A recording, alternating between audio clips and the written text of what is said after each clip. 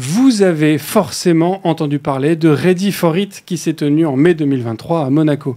Des conférences, des ateliers, des tables rondes, tous les acteurs de l'IT y étaient présents autour de sujets de gouvernance et de cybersécurité. Mais alors, que retenir de ces 2 jours d'échange? Peut-on déjà s'inscrire pour le prochain? Et surtout, quelle soirée fut la plus mémorable? Pour répondre à ces questions de salon, je ne reçois pas Marie-Antoinette, mais ils s'y connaissent en principauté. Maria et Julien, bonjour. Donc ce n'est pas Marie-Antoinette. Cosa Vostra.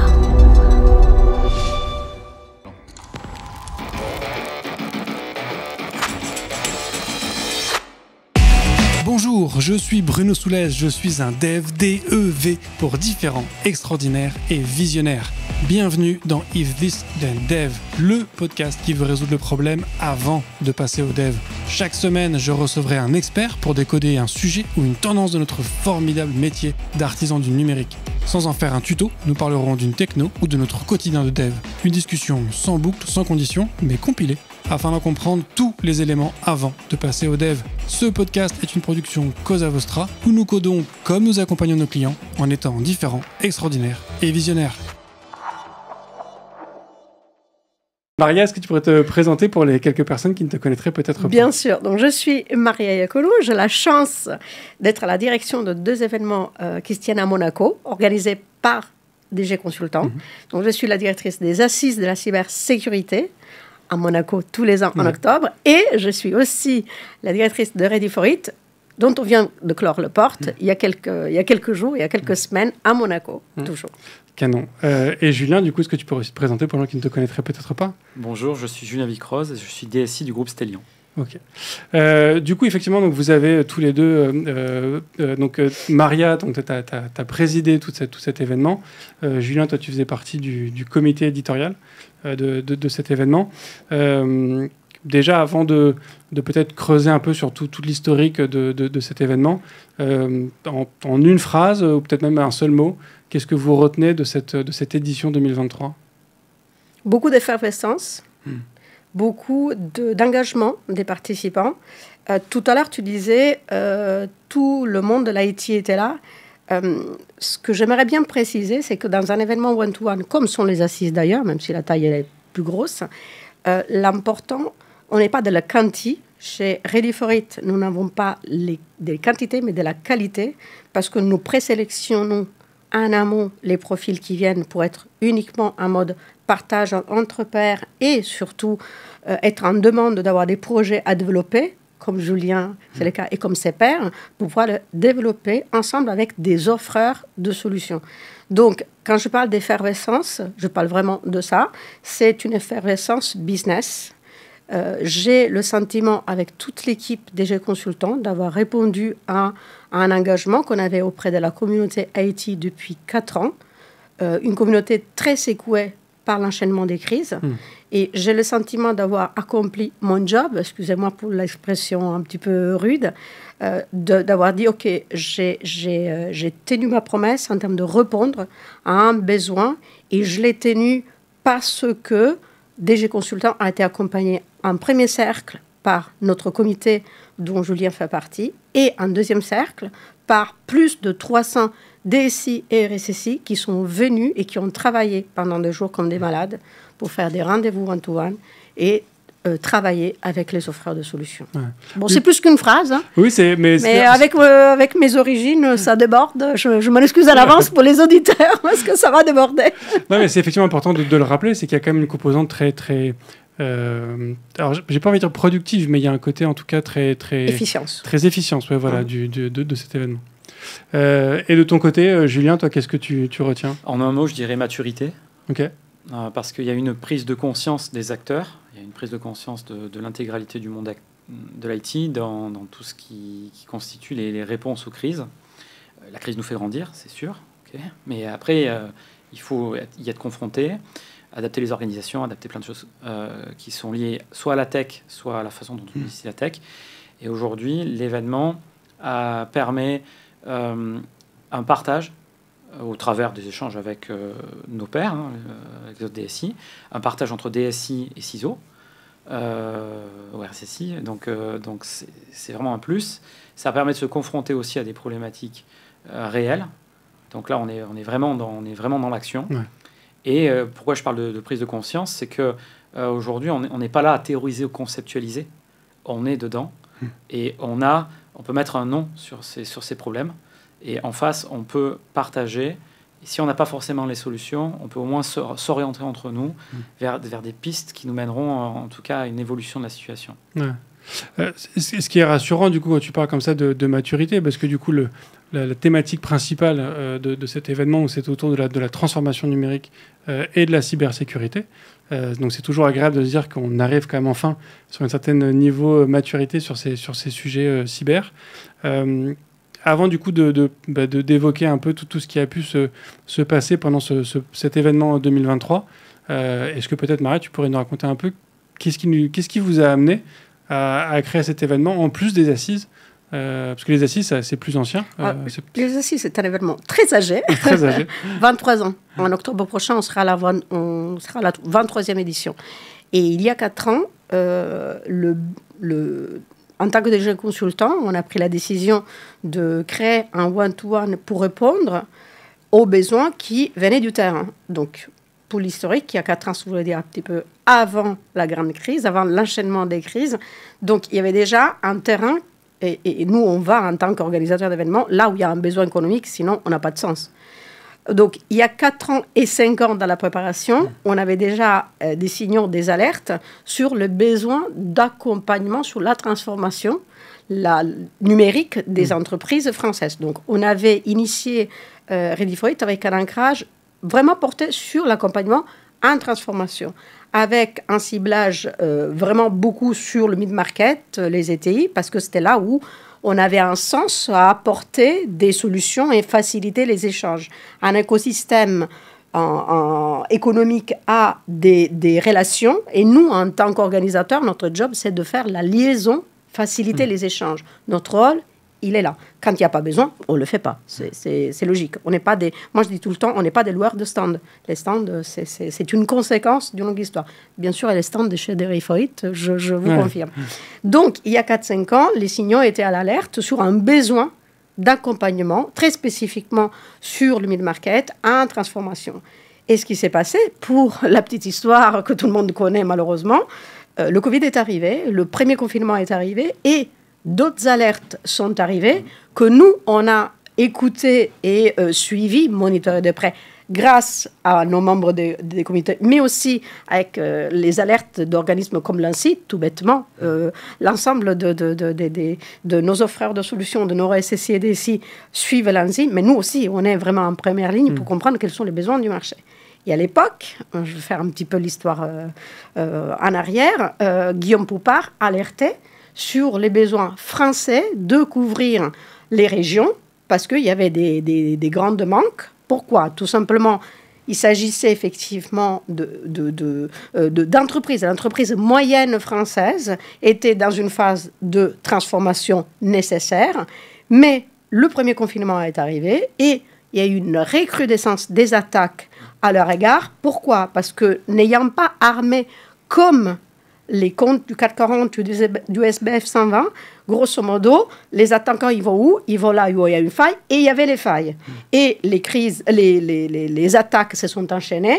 Petit à petit, les problématiques de ces entreprises ont pris le dessus, même dans l'actualité. Les crises se sont enchaînées parce qu'il y a eu la crise sanitaire, mais il y a eu d'autres crises qui se sont enchaînées, que je ne vais pas citer aussi ici, mais la liste, malheureusement, est assez longue. Et donc, dans toute cette structuration de l'économie, nous, on est rentré avec une réponse grâce à Ready for It, non seulement pour aider à l'accompagnement de la transition numérique, mais aussi l'accompagnement en cybersécurité, avec effectivement les apprentissages qui viennent des assises, après 23 ans de métier, mais en ayant la sagesse de savoir s'adapter aux besoins de la population du mid-market spécifique français qui est là pour être accompagné, dont les besoins sont vraiment pas comblés aujourd'hui. Si tout était bon aujourd'hui, on n'aurait plus besoin de faire Ready for It. Il y a besoin de faire 2024, 2025 et outre parce qu'on a initié une histoire, mais la route est longue. Mais on en parlera après pour la route après. Non, mais d'autant que parce que du coup, tu évoques une histoire qui a à peu près, tu nous as dit 4 ans, donc on parle de un petit peu avant de 2020, donc effectivement un petit peu juste avant le Covid. Comme c'est parfois un peu difficile de voir en dehors de son périmètre ou de lever la tête du guidon, enfin il y a plein d'expressions qui le disent. C'est vrai que nous aujourd'hui, sur les gens qui écoutent ce podcast, on parle majoritairement à des devs ou à des CTO ou des tech leaders, des gens qui sont quand même connectés depuis déjà longtemps. C'est presque surprenant de notre point de vue de se dire que même en 2020, il y avait encore beaucoup d'entreprises qui n'avaient pas encore terminé ou même ne serait-ce qu'amorcé une transition numérique. Donc ça veut dire quoi? C'est qu'il y a encore beaucoup d'entreprises françaises qui n'avaient pas encore, je sais pas, de boîte mail, de site internet, d'équipement. Alors ça va un peu plus loin que ça. En fait, c'est surtout que le tissu économique français est composé de petites et moyennes entreprises jusqu'à des grosses ETI. Le gros est là, le gros des échanges. Et aujourd'hui, il n'y avait pas forcément une nécessité de faire la transition numérique. Okay. Je rappelle, les DSI sont des contributeurs à la transformation de l'entreprise. Ils ont en charge, eux, la partie transformation numérique. Donc la transformation de process, qui peut être l'automatisation, la digitalisation du fameux parcours client, toutes ces logiques-là qui vont au-delà des outillages collaboratifs de base, qui de toute façon ont vu leurs usages changer justement à cause du confinement. Beaucoup de sociétés se sont dotées d'outils de communication, ils n'en avaient pas d'aussi étendus, sans les maîtriser et sans en maîtriser les risques. Avec, comme ce que connaît notre communauté technique, tous les risques qu'on peut prendre quand on déploie l'intégralité d'un cloud en ouvrant tout sur l'extérieur, c'est très risqué. En tant que particulier, les risques qu'on mesurait, pour une entreprise, ça peut être plus compliqué. Et donc aujourd'hui, les entreprises, effectivement, on peut être surpris, mais il y en a beaucoup qui aujourd'hui ne voyaient pas d'intérêt, qui ne voyaient pas d'amélioration de leurs résultats en investissant sur des technologies qui ne reflétaient pas forcément un gain immédiat par rapport à leur activité. Ce qui fait que si on regarde un petit peu l'actualité, ce n'est pas forcément des entreprises de tech qui ont été visées. On voit les cliniques, les administrations. Bien sûr, les collectivités. Les collectivités sont souvent la cible de ces attaques parce qu'on le sait, ce n'est pas forcément là-dessus qu'on investit immédiatement. Et comme dans toute entreprise, la sécurité n'était jusqu'ici pas une priorité. Donc, en fait, c'est pas du tout étonnant, au contraire. Ouais. C'était pas une priorité. Moi, j'aurais rajouté qu'en fait, l'enchaînement des crises, il ne faut pas qu'on le regarde en mode silo, crise après crise et uniquement économique. En fait, le démarrage de la première a enchaîné des effets papillons à large qu'on ressent vraiment de manière étendue dans le temps et qu'on n'a pas fini de ressentir d'ailleurs. Non, et puis effectivement, la crise du Covid en fait, a précipité une digitalisation de beaucoup d'acteurs. Et effectivement, comme tu le disais, Julien, quand tu te précipites sur ces sujets-là, en fait, tu le fais n'importe comment. Et donc, à l'origine, c'était uniquement de traiter ces sujets de transformation numérique. Cette notion de cybersécurité, il est arrivé dans un deuxième temps où, dès la première édition, il y avait déjà cet aspect. Dans la première édition, on revient à Ready for It, c'est ça ta question, Bruno. La première édition, sa volonté était de répondre à la transformation, mais sans oublier la cyber, parce que même en 2019, la première édition c'était en 2019, même en 2019, tout le monde, on était conscient du fait que la cyber ne peut pas être exclue du panorama de la DSI. Donc c'était pas quelque chose qui est arrivé tout d'un coup, tombé du ciel avec la crise. Moi, je dirais que c'est l'ordre de priorité. Je fais la to-do list de Julien, je me permets la to-do list, je suis l'assistante de Julien, je lui fais, je pense que c'est plutôt le monter dans la liste de priorités, c'est ça qu'on a vu galoper dès la reprise des événements, parce qu'on a dû reporter pendant le premier confinement, on a bien vu combien ça montait vraiment dans les priorités du DSI. Okay. Une révision en quelque sorte des enjeux où en fait on va se retrouver avec des DSI maintenant qui sont pilotés par le risque. Risque à ne pas faire, risque d'injecter une nouvelle technologie dans le parcours client, le risque aussi, comme on a pu le dire, de rater une technologie, de rater un virage technologique parce qu'on est trop prudent. Du coup, on perd un avantage concurrentiel. Donc le stress du dirigeant qui se dit mais qu'est-ce que je fais? J'y vais pas. Certains qui n'ont pas de tech, ils n'ont pas d'informaticien. Je parle d'un terme informaticien à l'ancienne parce qu'ils ne voient pas la différence. Donc du coup, un marché tendu, des ressources qui sont au niveau critique, c'est un empilement des crises, un changement des priorités, je rejoins tout à fait, qui est complété par des nouvelles crises qui sont celles qu'on connaît aujourd'hui. Oui, parce qu'au final, c'est vrai qu'il y a toujours la question de est-ce qu'il vaut mieux ne pas faire ou est-ce qu'il vaut mieux faire en prenant le risque de mal faire? Et sur ces sujets-là, c'est vrai qu'aujourd'hui, mal faire... alors, on peut se dire que si tu fais mal ta page Instagram, OK. Ça passe. Ça passe. Mais mal mettre en place un tunnel d'acquisition client, ça peut avoir des conséquences désastreuses avec des failles, des attaques, des clients perdus. Enfin, ça peut être... Et je complète, c'est que tout à l'heure, je parlais de maturité, de prise de conscience. C'est qu'aujourd'hui, on arrive... maintenant à échanger, je trouve un peu plus dans les codires, avec une réflexion sur si on le fait mal, peut-être qu'immédiatement on a un gain, parce qu'on est capable de répondre à un appel d'offres ou d'afficher un service en front immédiatement, mais peut-être que sur la durée, la technologie choisie, elle va être loin d'être frugale, et du coup elle aura un impact peut-être sur la durée, avec une gestion de la dette technique qui va être immédiate, une maintenabilité qui va être hasardeuse, et donc après, du coup, ces amoncellements de crise permettent aussi au DSI de se replacer à un niveau où, quelque part, il va être capable de verbaliser, de formaliser le risque en disant, voilà, on prend le risque, on ne prend pas le risque. Ce n'est pas un risque que de l'entreprise. Le risque tech, c'est un enjeu. Et de remettre un petit peu à la place où doit être son positionnement plutôt que juste centre de coût ou centre de service, enfin en bout de chaîne. Et la sécurité est déjà remontée de par l'actualité. Mais la transition numérique, elle est en train de remonter au même niveau. Mais les deux domaines se croisent forcément. D'ailleurs, moi, je dirais, dans tout ce procès de 3-4 ans dont on parle, un énorme changement qui était mené dans la posture du DSI et du RSSI pour les entreprises qui l'ont. Justement, comme le cite Julien, d'un côté, il y a cette capacité à avoir une posture plus mature, qui se fait avec le temps, en partageant avec les pairs et avec les offreurs de solutions, bien évidemment, pour s'imposer au sein d'une direction d'entreprise et faire comprendre quelle est l'importance du management du risque, d'un côté, mais aussi, ce changement de posture doit amener le DSI et le RSSI à être moins technologique et plus stratégique, c'est-à-dire être aussi non seulement ceux qui sont là pour alerter sur les risques, mais avoir une posture, entre guillemets, business, métier, comprendre le métier pour ne pas être seulement celui qui est là pour les alertes, mais aussi pour des gains et apporter de la valeur à l'entreprise en elle-même. Ouais. Donc, il y a vraiment eu en 3 ans une vraie évolution dans la posture humaine, je dirais, dans les soft skills vraiment de ces personnes. Hein. Oui, c'était aussi ce que tu évoquais, Julien, quand on a fait ton épisode il y a quelques mois, qu'effectivement, on est là au service d'un métier et que c'est un outil parmi d'autres pour ses fonctionnements.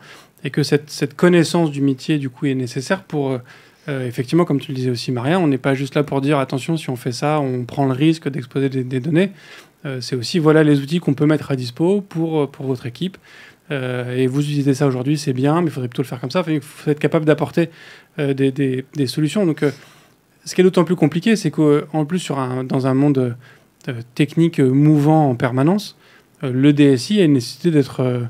au courant de toutes les technos en permanence. Alors, totalement, il y a de la veille. Par contre, je tiens à rassurer notre communauté, les auditeurs, en tout cas tech là-dessus. Ça ne veut pas dire que les DSI deviennent moins techniques. Au contraire, ça devient de plus en plus compliqué. Technologiquement, je développe des API. Il faut que je sache ce qui se passe de l'autre côté. Je ne peux pas juste faire mon côté. Il faut que je sache à quoi ça va être utilisé. Parce que si demain, j'ai un partenariat et que je dois faire des échanges de données pour un cross-business quelconque, je ne peux pas ignorer ce qui se passe en face.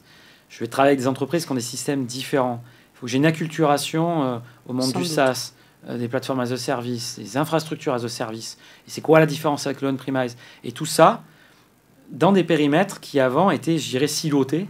On avait cette lutte fratricide production-études, alors qu'aujourd'hui, on est en train de passer sur des modes où on va vers des organisations plus reflet du métier sur les techs. Donc du coup, c'est très important, en tout cas, de s'acculturer au travers d'échanges et de connaître, en tout cas, l'offre marché. Ouais. J'ai un problème, est-ce qu'il y a une technique qui y répond? S'il n'y a pas de technique qui répond, est-ce qu'il y a du conseil qui répond? Et comment j'y vais? Et est-ce que les différents acteurs du marché sont capables de m'accompagner là-dessus? Je peux me former. Et en fait, le DSI va avoir besoin de faire quoi? Plusieurs choses. C'est déjà, les technos ont un coût. Mais je dois assommer le coût de formation, le coût d'intégration dans mon environnement. Si je dois faire la transition numérique, il faut peut-être que je forme mes équipes, que je recrute des talents. Donc en fait, l'intégration d'une nouvelle techno, la somme est à maîtriser par le DSI. Et le DSI, du coup, doit choisir sa réponse au métier en son âme et conscience, mais en disant, OK, je vais faire les consultations qu'il faut, je vais faire venir qu'il faut. Je peux faire des POC si vous voulez, il n'y a pas de souci. Par contre, effectivement, je suis capable de m'aiguiller. Et quand le métier arrive avec une solution, on est capable de l'arrêter. Écoute, reviens avec ta copie, je vais te proposer différentes combinaisons. Et là, c'est là aussi l'attrait que l'on peut avoir. Parce qu'aujourd'hui, on a une complexité dans les entreprises. C'est l'acquisition de nouveaux talents. C'est pouvoir être attrayant aussi, niveau tech. Surtout quand on n'est pas un éditeur de logiciels. Et pour ça, en fait, ça ne marche que si on est capable de proposer un challenge et quelque chose de vraiment enthousiasmant en termes d'ouverture technologique, de dire tu es en mesure de proposer une solution. Tu n'es pas qu'à l'exécution d'un métier qui croit savoir quelle technologie il lui faut. Du coup, oui, ça veut dire que le degré technologique augmente, qu'il faut augmenter la veille et qu'il ne faut pas se fermer les portes. Ce qui est aussi d'autant plus compliqué aujourd'hui, c'est que la société, dans sa globalité aussi, est extrêmement digitalisée et qu'il y a... alors, ouais, si même 10 ans, mais en tout cas, il y a 20 ans, le DSI, c'était lui qui introduisait une nouvelle techno dans l'entreprise. C'était lui qui pouvait dire, tiens, bah, j'ai vu ça, ça pourrait être intéressant pour tel métier et compagnie. S'il ne connaissait pas la techno, la boîte, on n'entendait jamais parler. Aujourd'hui, c'est les métiers qui apportent les technos et qui viennent comme ça peut pousser des choses. C'est ça aussi, ce rôle de la transformation digitale. On avait une réunion préparatoire avec Julien. On avait collé une petite expression que j'ai réutilisée par la suite et que j'apprécie énormément, même si c'est un petit peu brut de décoffrage, c'est la digitalisation à outrance. Julien, je l'ai repris même dans mon discours d'ouverture de Ready for It parce que elle donne vraiment l'image de la pression qui est derrière. C'est pour ça que je parlais tout à l'heure du fait de savoir parler métier, tout en étant bien évidemment l'expert des technologies derrière. C'est que en étant barrage, il y a cette pression qui vient pour les ROI, pour les résultats, pour la marge, et ça vient souvent avec des technologies. Et on doit être conscient de cette pression pour pouvoir mieux faire partie du jeu et la maîtriser. Et dompter, donc je vais citer à nouveau Julien, dompter les difficultés apportées par ce contexte. Et encore une fois, c'est Julien qui peut répondre mieux que moi parce que il porte la parole de ces DSI vraiment que nous on réunit à Monaco et qu'on aide à trouver des solutions. Et toi, effectivement, c'est quelque chose que tu vis, ça, ces équipes qui rapportent des technos que tu dois adapter. Alors, c'est quelque chose que je vis, alors avec des équipes très engagées, avec une transformation qui est en cours, on est en plein dedans. Et du coup, on commence à arriver au point de bascule où on va commencer à pouvoir ouvrir plus d'appétence technologique qui vont nous permettre de proposer des solutions plus adaptées. On a vaincu un petit peu cette résistance qu'on peut avoir dans l'entreprise.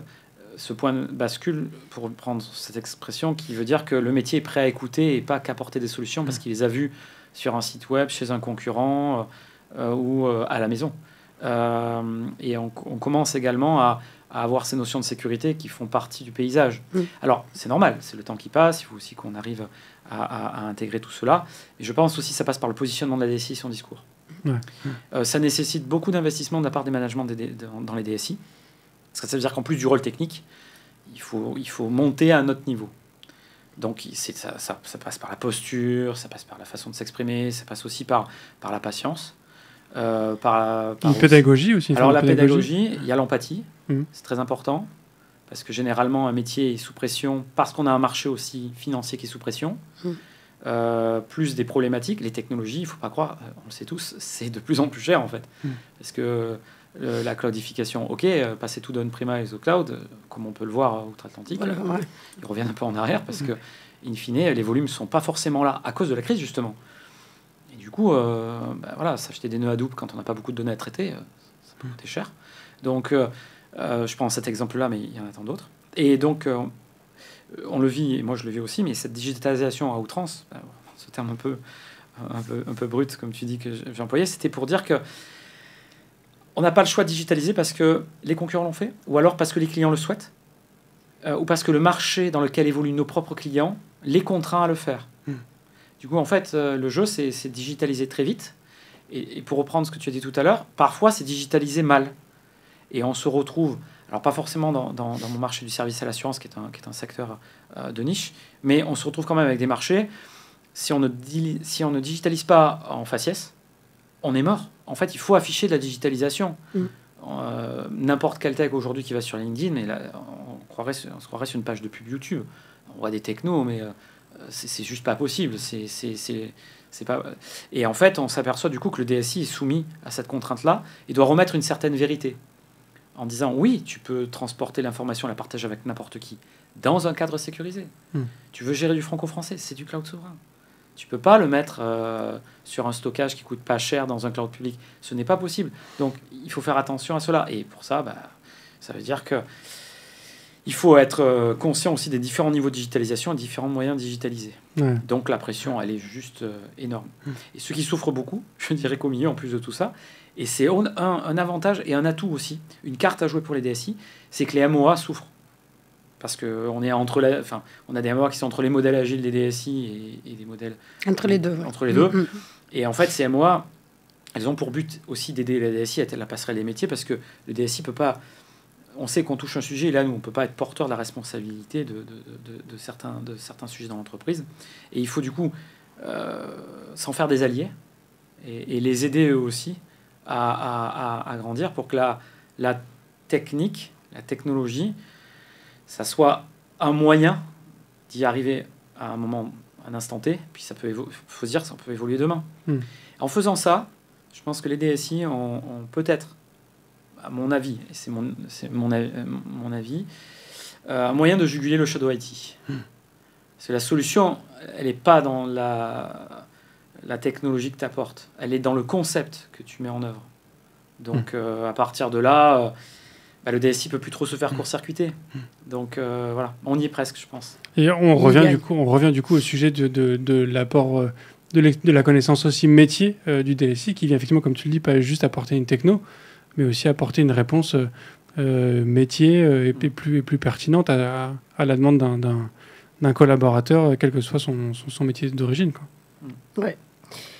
Dans un contexte, si je peux rajouter une couche, dans un contexte tendu, parce qu'on a beaucoup parlé des crises, dans un contexte aussi tendu par le manque de talent.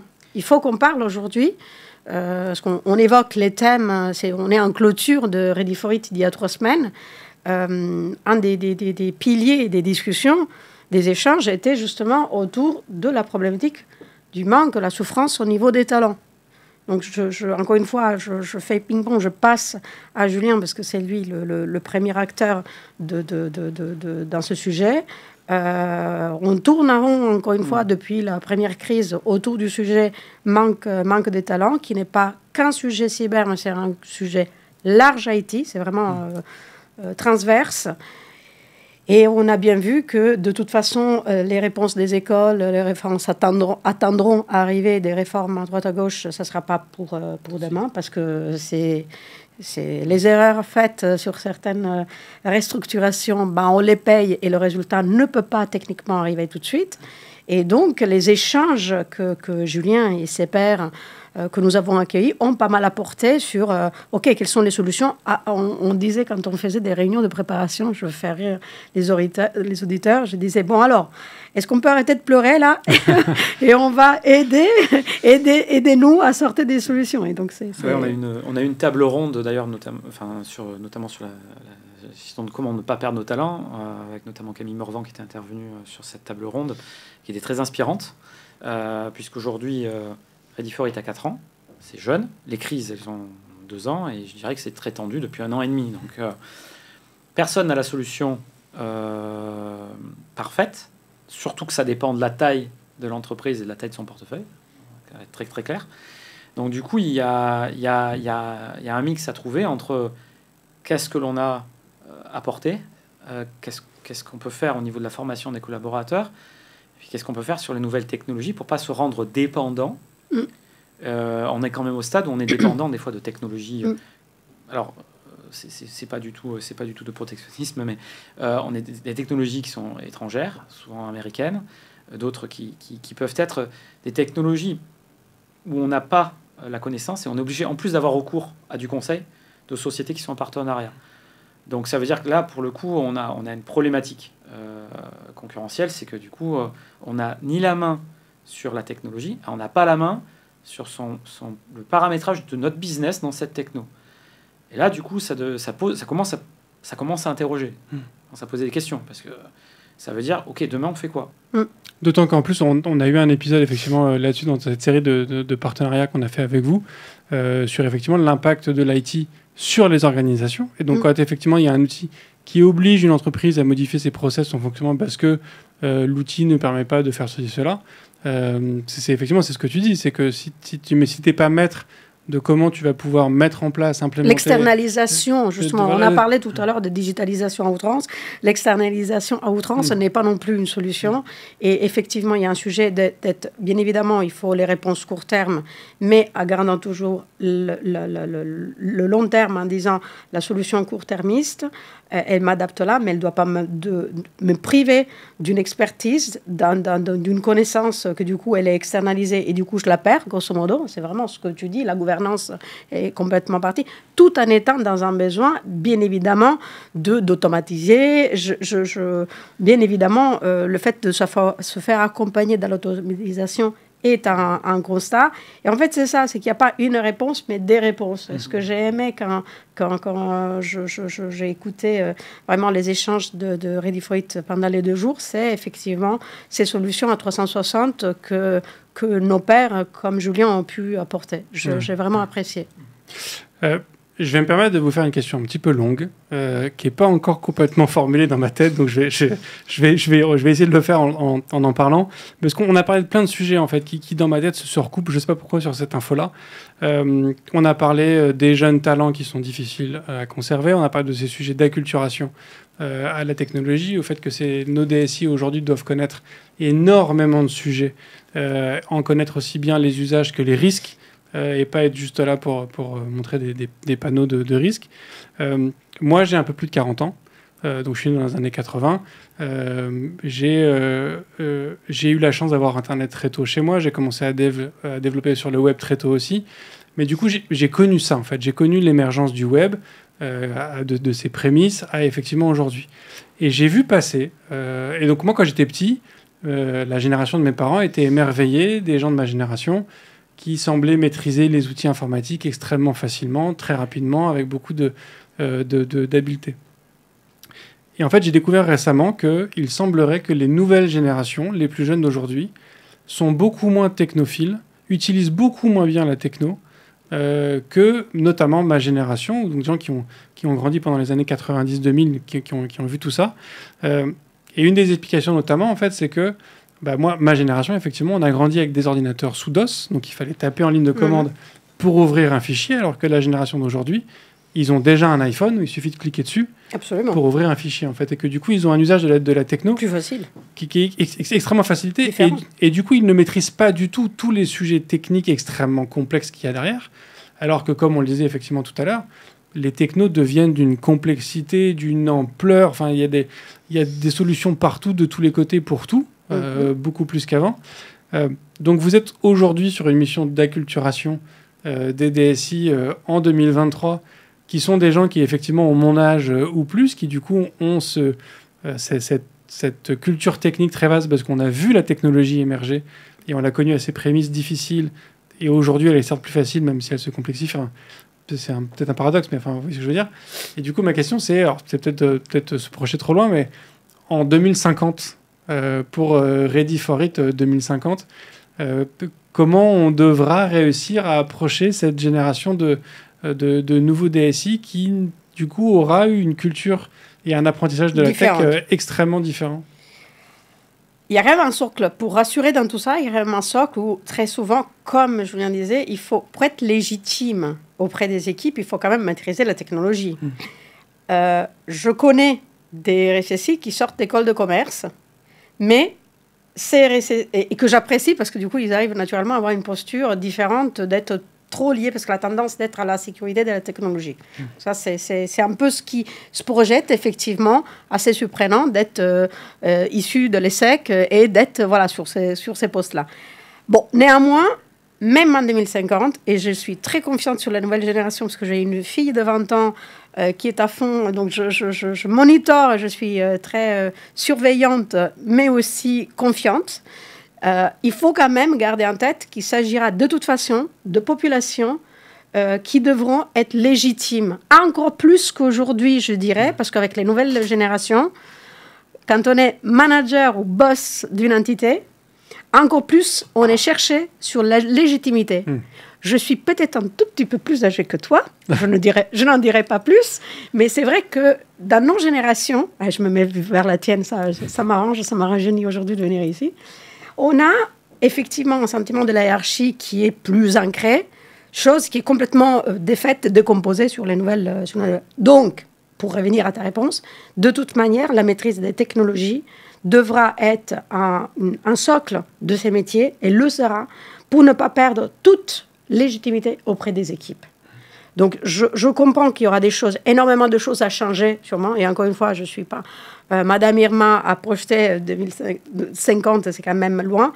Néanmoins, je dirais qu'il y a quand même l'enseignement de Julien quand il dit « Attention, tu dois être légitime, donc savoir le SAS, c'est toute la compagnie, les IA, c'est tout ça, les maîtriser. » C'est très, très, très important, et je pense que ça va rester quelque chose qui sera par la suite, qui continuera. Dans ma projection. C'est mon humble vision du marché. Et de toi, pour toi, Julien? Alors, je te rejoins, c'est qu'on assiste aussi à une génération de power users. Donc, c'est pas la majorité, mais on en voit beaucoup.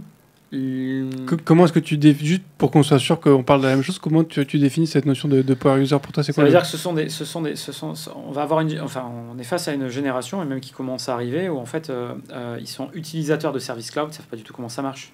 Si on commence à leur parler de sécurité, de stockage de la donnée, de déduplication de blocs, ça passe vraiment. Voilà, je prends un exemple, là, j'ai discuté avec quelques personnes, je connais une personne qui utilise Snowflake, c'est pas du tout derrière comment c'est réparti, quoi. Il est super bon, c'est une analyse super, mais en fait, au bout d'un moment, quand on pousse ensuite, quand on l'explique, mais tu sais qu'en fait, les données, elles peuvent partir sur Azure, Google, Amazon, un peu de partout, moi, tu sais, j'utilise le compute. Ok, bon, d'accord, mais donc ça veut dire que je pense que le DSI doit aussi être là-dessus tolérant. Et il faut aussi accepter la situation. Et je pense qu'en fait, il faut faire un mix des deux. Pourquoi? Parce qu'on va se retrouver avec des personnes qui ont peut-être une orientation scolaire plus vers la finance, ses études là-dedans, mais qui va maîtriser peut-être un outil bien mieux que d'autres personnes parce qu'il connaît les métiers sous-jacents, il a une appétence technique, ça suffit pour performer, puisqu'une entreprise cherche la performance et pas forcément, je dirais, d'atteindre un niveau best practice technique. Alors bien sûr, je ne connais pas le milieu d'édition de logiciels, donc je vais le mettre de côté. C'est peut-être un peu différent. Mais en tout cas, une entreprise, dans son parcours, n'a pas forcément besoin de ça. Donc, ce n'est pas forcément une nécessité absolue, mais il faut avoir une bonne combinaison des deux. je ne vois pas comment on pourrait avoir un urbaniste ou un architecte technique qui n'a jamais, qui ne sait pas ce qui se cache, si je peux me permettre, derrière le rideau. Bien sûr. Parce que ce que tu évoques, c'est ça, c'est qu'on était au démarrage. Tu avais ton Linux, il fallait recompiler ton kernel parce que ta carte son, elle ne marchait pas dessus. Aujourd'hui, on en a, ils bootent un système, ils bootent un périphérique, ça ne savent même pas sur quel système il tourne. Donc, c'est... Voilà. Donc, si je peux pas, le danger dont parle Bruno peut venir plutôt vers les équipes métiers qui peuvent se sentir très techno. Ouais. Je pense que le risque est moins au sein de la DSI en tant que tel, mais plutôt des interlocuteurs de l'autre côté, d'avoir plutôt ce sentiment « je maîtrise tout » et en fait non, c'est easy. Et du coup, c'est les interlocuteurs futurs des DSI d'où ce risque peut venir, de se dire bon, « en fait, je suis générationnellement à maîtrise de la technologie et en fait, c'est fake quelque part ». Alors, c'est pondéré par une variable qui est le budget d'une entreprise. Je m'explique. Il y a des entreprises qui se disent « je peux me passer de DSI ». Je peux me passer de la DSI au niveau de la gestion du métier parce que finalement, j'externalise. Mes postes sont gérés. C'est vrai, et mon métier, ils sont super forts, ils maîtrisent tout. Donc, ils connaissent. Premier pet de sécurité. Jusqu'au jour où ça n'arrive qu'aux autres. Bam. Premier problème, défaillance d'un éditeur. Changement de solution. Là, il va arriver... Changement de tarif. Changement de tarif. Exactement. C'est une très bonne remarque. Problème géopolitique, augmentation de 40% du coût d'énergie. Bam, on se trouve face à un problème. On se trouve également face à un problème le jour où on doit s'interconnecter avec un... Je sais pas, j'empile je fais articaliser mes fournisseurs, ça marche pas. Enfin, ça devient compliqué. Et on se retrouve du coup à la merci d'une structure externalisée qui a un coût rédhibitoire et qui fait que généralement, l'entreprise se réajuste d'elle-même dans l'année. Parce que, fin de l'année, on dit, bon, on passe pas, comment on fait ? Donc, généralement, après, quand on regarde de plus près, on voit qu'il y a une problématique avec une augmentation peut-être de la surface de conseil, puisqu'une entreprise, du coup, se retrouve plus là-dessus. Donc, du coup, je pense que c'est... Alors, ça dépend du secteur d'activité, mais globalement, dans une entreprise qui a une activité variée, ça s'équilibre naturellement. Sur les petites entreprises, c'est un risque énorme.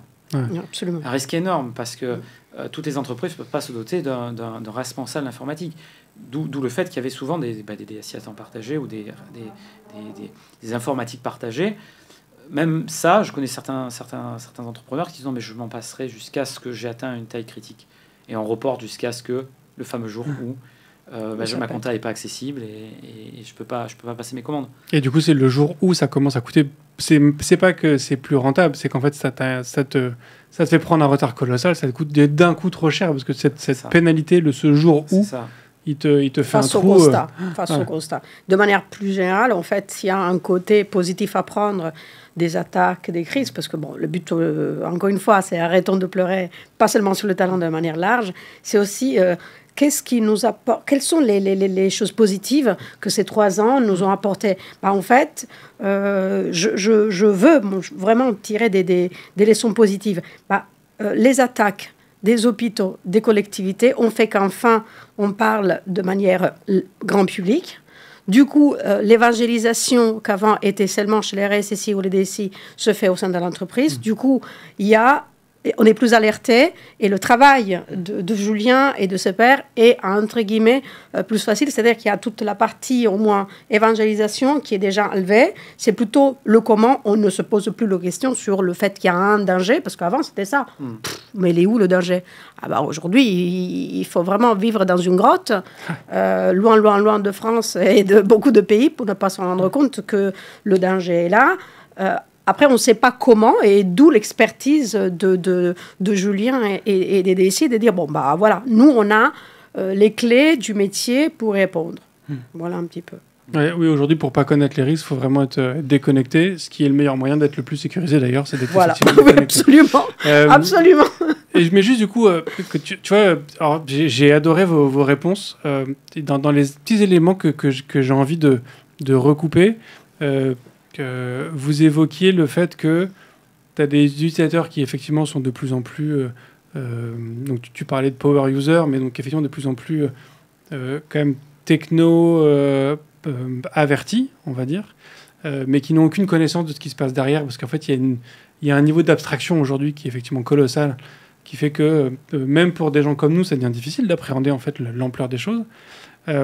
Et si du coup on essaie de mettre ça en parallèle avec ce qu'on a vécu sur les dernières années, c'est-à-dire qu'on voit aujourd'hui que le poste de RSSI, aujourd'hui, c'est un vrai poste à part entière. Alors qu'il y a 20 ans, c'était le DSI qui portait les sujets de sécurité majoritairement. Maintenant, dans les boîtes, tu vois même de plus en plus apparaître des DPO qui ont cette responsabilité autour de l'intégrité et comment est-ce qu'on gère la donnée au sein de l'entreprise.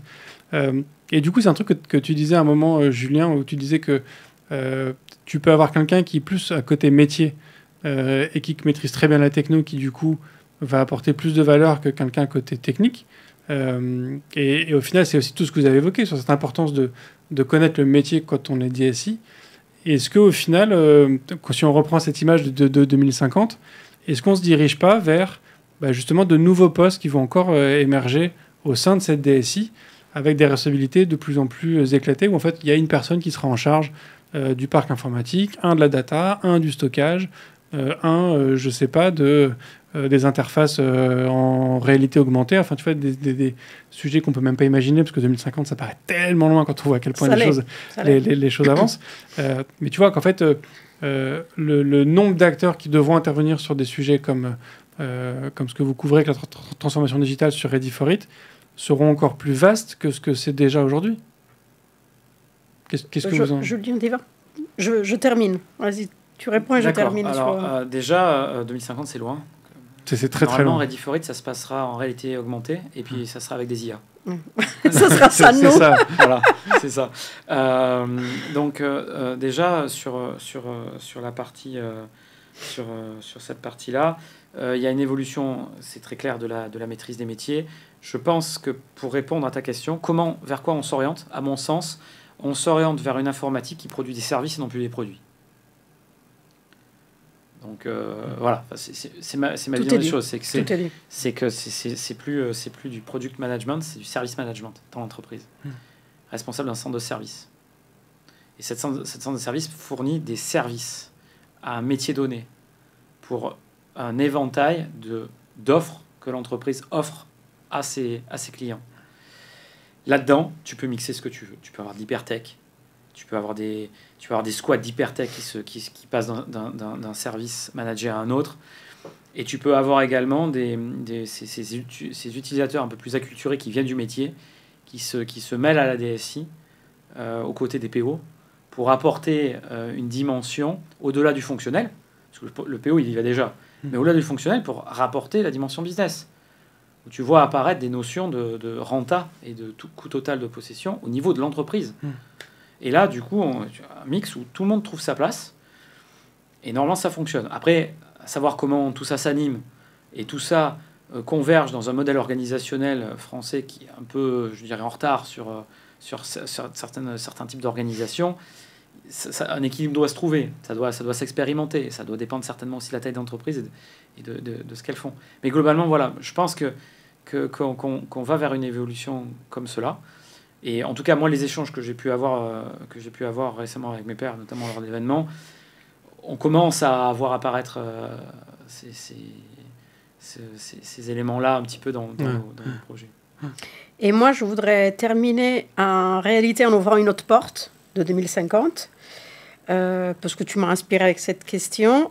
Si on est en mode projection, comment on voit Ready for It et comment on voit la DSI en 2050, je la vois beaucoup plus féminine qu'aujourd'hui, parce que c'est nécessaire, pas parce que je suis une femme, parce que je porte Ready for It, je porte mon métier au-delà de ma propre personne. Je pense que c'est normal, mais ça sera une DSI féminisée parce qu'il y a besoin, parce qu'il y a un vrai besoin d'équilibrage dans la manière dont la DSI doit répondre aux besoins de l'entreprise.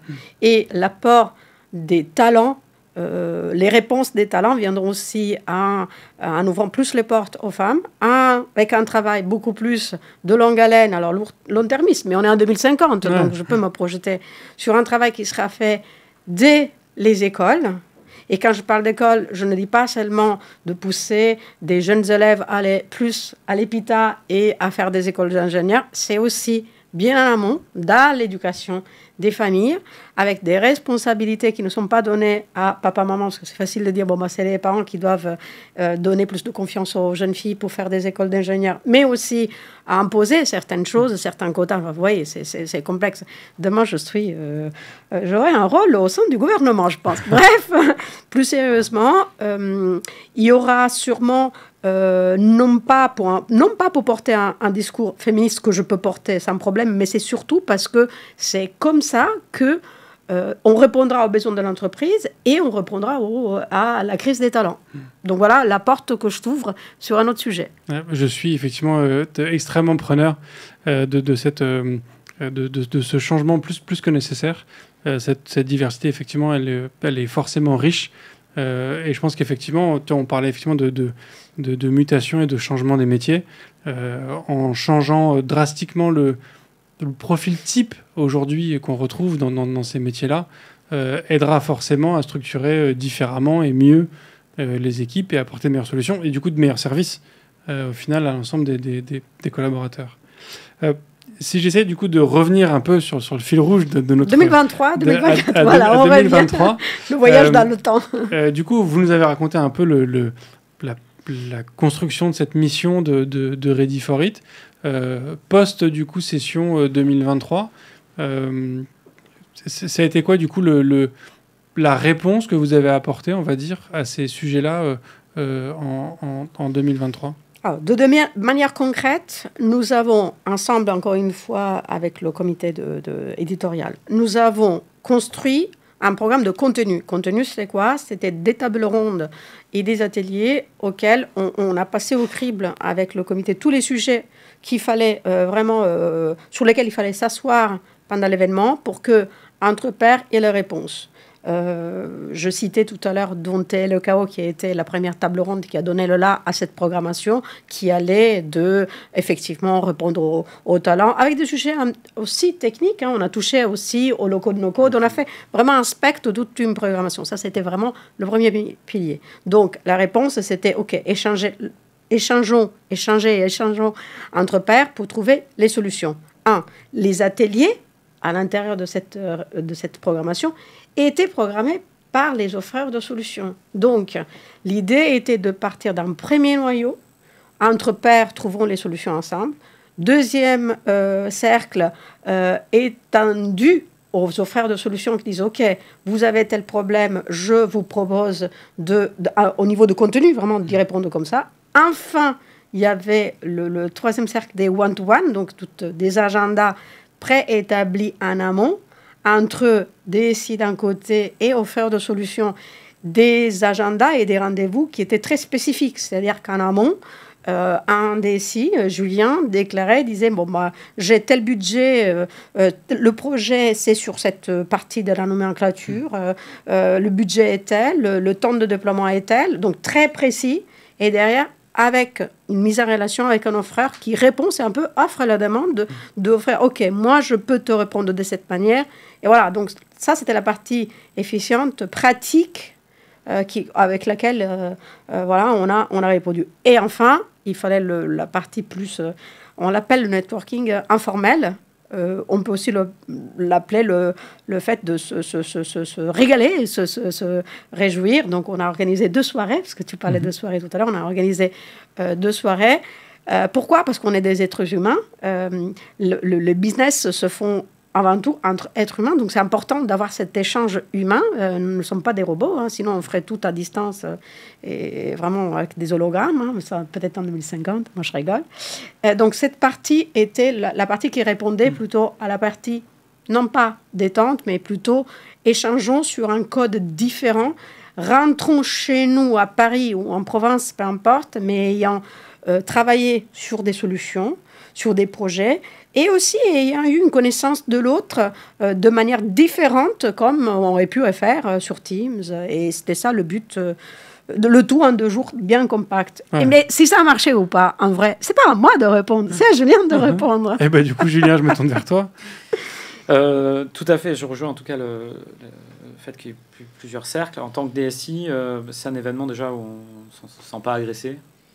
C'est pas, on passe pas au milieu d'un stand où il y a tout le monde qui vient proposer des solutions. C'est ciblé. Donc ça nécessite d'être préparé en amont. C'est pas un événement où on va comme ça, on y va forcément aussi avec un but. Ça peut être un but d'acculturation, ça peut être aussi se rassurer, ça peut être aussi dire je ne suis pas seul à rencontrer cette problématique au travers de ce que j'entends. Pour avoir participé à la précédente aussi, j'ai eu la chance de participer à Ready for It aussi l'année précédente. Aujourd'hui, on a une réelle convergence entre la sécurité informatique, le cyber, et la transition numérique. Donc là, on a commencé à faire le lien. Du coup, pour un DSI, on n'y va pas forcément que pour la partie sécu. On commence à ouvrir vers d'autres horizons. On retrouve plein de thématiques sur le stockage de l'information, sur comment j'amène mon système d'information complet d'un état à un autre, comment je me projette sur les communications et les relations que je peux avoir, les relations sécurisées. On va un cran plus loin. Et effectivement, après, il y a un aspect social autour de cela. Alors, c'est pas que les soirées, hein, il y a aussi les déjeuners, il y a les interateliers, et il y a les temps qu'il peut y avoir entre les temps forts aussi, qui sont assez intéressants, puisqu'on peut se retrouver avec plusieurs partenaires et plusieurs de leurs clients. Et du coup, s'organisent des échanges informels pour dire, bon, mais c'était quoi le cas d'usage? Comment vous l'avez vécu? Combien de temps ça a duré? Là, c'est difficile, on ment pas, parce qu'on peut mentir pendant 1 heure, pendant 2 jours, c'est compliqué. Donc, du coup, c'est des échanges qui sont, je dirais, sains et simples, et qui fait qu'on arrive on arrive sans tabou à évoquer des sujets aussi de plus en plus de sécurité. Moi, ça m'est arrivé, je me suis fait attaquer, j'ai réagi comme ça, ou j'ai mal réagi. Si j'avais su, j'aurais fait cela, sans jugement, déjà, maintenant. Donc ça, c'est très très bien, c'est pour ça que je reviens sur le terme de maturité. Entre pairs, il y a moins de jugement. Les RSSI échangent librement avec des DSI. Il n'y a pas de collège différent, tous ensemble. Et je trouve que c'est là où c'est une réussite. En tout cas, pour moi, cette année, ça m'a permis de rencontrer pas mal de personnes, même des personnes avec qui je travaille maintenant. Donc du coup, c'est intéressant et inspirant.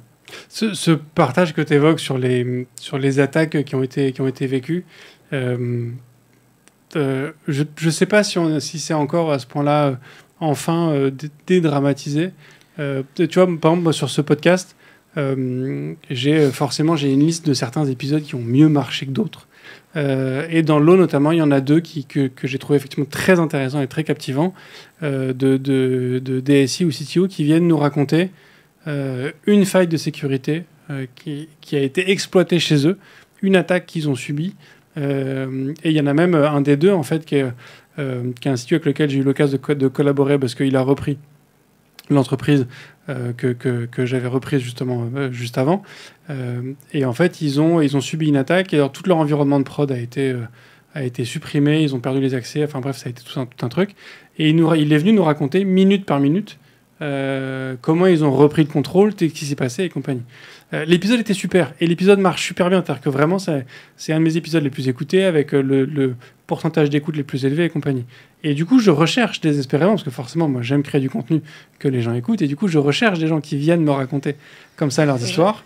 Et c'est vrai que souvent, on me dit, alors oui, j'ai eu quelque chose, mais non, j'ai pas le droit d'en parler, ou non, on en a déjà trop parlé, ou c'est compliqué, il faut pas que ça se sache. Enfin, tu vois, c'est pas encore si ouvert que ça. Je prends l'avocat. Je fais l'avocat, là, si je peux me permettre, de la communauté. Et alors là, je vais parler en termes de Ready for It et aussi assise. Je me permets, en défenseuse, je suis l'avocat de la défense de la communauté des RSSI et des DSI. D'ailleurs, c'était un sujet dont un journaliste qu'un journaliste a évoqué dans la table ronde où était Julien, et je me suis permise à nouveau de faire l'avocat de la défense. Alors, force est de constater qu'aujourd'hui, plus personne dira je n'ai pas eu d'attaque, c'est plutôt je ne vais pas en avoir, je suis parfait, c'est quand est-ce que ça arrive. Okay, donc, c'est un constat. Ça, c'est acquis. C'est acquis, on ne va pas revenir dessus. Il est vrai aussi que c'est grâce au partage d'expériences que la communauté avance. Parce que si tout le monde se tait, on reste vraiment dans les tabous et on n'apprend pas les uns les autres.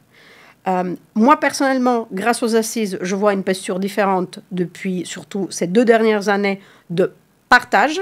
dans les rétextes, il y a énormément le pourcentage de rétextes, et quand je dis rétextes, c'est grosso modo expliquer un accident, voilà, qui sont faits de plus en plus lors des ateliers.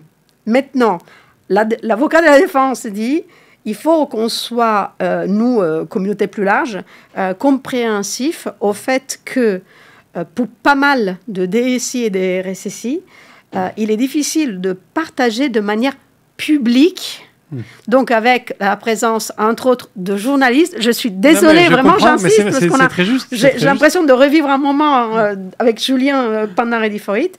Il faut comprendre qu'il y a, surtout sur certaines phases post-attaque, des difficultés de communication qui sont guidées par le corporate. Pourquoi ? Parce que les entreprises sont cotées et il y a un problème d'image, de fragilisation qu'on pourrait porter à une entreprise. Donc, il faut être patient, vraiment patient avec ces DSI et ces RSSI qui finissent tôt ou tard par parler parce qu'ils sont conscients du fait que le tabou n'aide pas. C'est un petit peu comme l'omerta ou un milieu mafieux auquel on doit oser dire. Il faut juste donner le temps parce que parler tôt peut être très risqué. Et quand je parle de corporate, je ne parle pas, excusez-moi, de la brutalité des emmerdeurs du corporate. C'est plutôt que derrière le corporate, il y a des employés, des collaborateurs.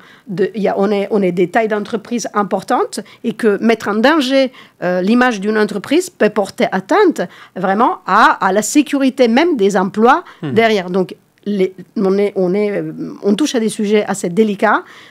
Croyez-moi, soyons patients parce que c'est une vraie communauté qui joue le jeu. De mon passé professionnel, j'ai eu la chance de travailler avec diverses communautés, divers écosystèmes. Celui de la DSI est vraiment où il y a beaucoup de bienveillance et beaucoup de volonté de bien faire. Il faut qu'on soit patient. Très bien. Donc du coup, est-ce que je t'ai convaincu alors ? Complètement. Voilà, l'avocat. Et est-ce que du coup, si je propose à ces personnes de faire un épisode anonymisé, même on peut aller très loin, foutre le visage. Sans aller à l'anonymiser, il y a ceux qui sont prêts. En fait, c'est juste une histoire de travail en amont sur ceux qui sont prêts parce qu'ils ont le go, ils peuvent parler. Du coup, on apprend plein de choses. Et ceux qui ne sont pas encore et qui parlent, mais par exemple aux assises, nous organisons les ateliers où il n'y a que des pairs. Parce qu'entre pairs et qu'on n'a pas la possibilité de... Donc, c'est un step by step. Et donc, il faut juste attendre le bon moment. Et il y en a ceux qui sont prêts à parler. Donc on soit prêt pour la liste. J'entends. Du coup, pour conclure un peu cet épisode, parce que ça fait déjà un petit moment qu'on discute sur tout ça. Alors, on a beaucoup digressé, mais je pense que la conversation était très intéressante.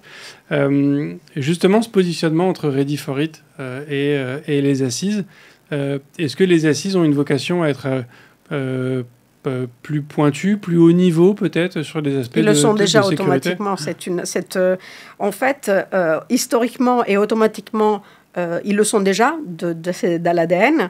Et notre volonté avec Ready for It, justement, c'était chez DG Consultant de ne pas rester dans le côté élitiste et pour répondre au terrain et tous ces besoins qui émergent, du coup, on a cette volonté d'évangéliser. Donc, effectivement, les tendances sont dessinées aux assises, les grands enjeux cyber sont dessinés aux assises. Néanmoins, Ready for It évangélise et prépare en amont parce qu'il se fait plus tôt dans l'année. D'accord. Ok, il y a un vrai côté sur Ready for It aussi, c'est ce côté très pratique que vous évoquiez tout à l'heure, c'est qu'on vient trouver des solutions pratiques à un problème qu'on a maintenant. Après, aux assises, bien évidemment, il y a un côté... C'est peut-être un peu plus de la projection sur plus tard. C'est ça un peu le distinguo, peut-être ? Les one-to-one sont au cœur de deux. En fait, on a des points communs qui en font le succès. C'est le fait de répondre via une programmation de rendez-vous one-to-one. On répond de manière pratique. Julien, il a tel budget, tel timing, et il faut y répondre. Et ça se fait sur les deux événements. Les projets sont différents. Aux assises, on n'a pas les mêmes projets de transformation dont on parle à Ready for It, et on a vraiment un overlap de différenciation sur les entreprises qui sont présentes. Canon. Merci beaucoup Maria et Julien pour votre participation. J'aurais une dernière question pour vous parmi les questions rituelles du podcast IFTTD. C'est donc Maria, je vais commencer par toi. Est-ce qu'il y aurait une ressource, un contenu, ça peut être ce que tu veux, un film, un cours, un livre, ce que tu veux, que tu souhaiterais partager avec l'ensemble des auditeurs ? Bon, alors, je vais être un petit peu classique, ce qui est dommage pour ceux qui me connaissent, mais je pense que comme j'y tiens à partager un petit peu tout ça. Je vais vous expliquer. Aux Assises, depuis plusieurs années, et vraiment c'est un discours très porté par le RSSI, on parle très souvent de la posture de résilience. La résilience est un pilier du travail, de la posture du RSSI. C'est quelque chose qui est vraiment travaillé depuis très longtemps aux Assises. Puisqu'aujourd'hui, on parle à la population, aux éditeurs, on parle de Ready for It, et donc on est plutôt dans l'évangélisation, je souhaiterais conseiller les écrits, il n'y en a pas qu'un seul, mais les écrits du psychiatre Boris Cyrulnik, et je m'excuse pour l'accent qui n'est pas très facile pour moi, pour ceux qui ne l'ont pas compris, je suis italienne.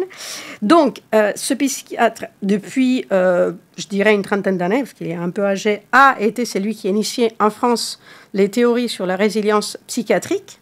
Donc, et quand je parle de résilience, c'est tout le travail fait auprès des populations suite à des post-traumatiques et tout ça.